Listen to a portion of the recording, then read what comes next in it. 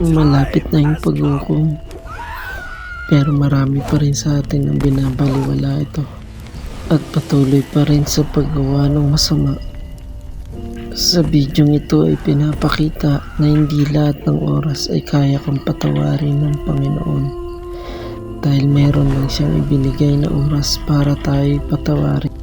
Kailan ba tayo magbabago? Kapag huli na ang lahat, kapag wala na tayong oras para magbago. Panoorin yung mabuti. Nakakakilabot na katotohanan pero mangyayari to. Kaya habang may oras pa tayo, gawin na natin yung tama at naayon sa pangalan ni Jesus, amang makapangyarihan sa lahat.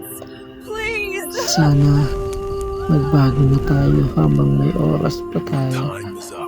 Hindi na tayo papatawarin kapag wala na tayong oras, tulad ng babae humingi siya ng isa pang chance, pero diba wala nang oras. Kaya sana mga kapatid, kaibigan, kakilala, baguhin na natin ang hindi magandang gawain. Maraming salamat sa inyong lahat.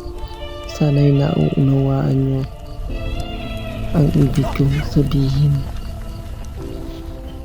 Paki-like, follow and share naman kung gusto mo yung mga ganitong video.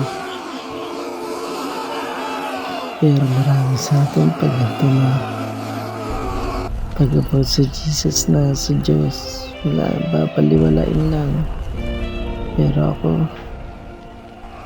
habang may oras pa, babaguhin ko na yung mga masasamang gawain.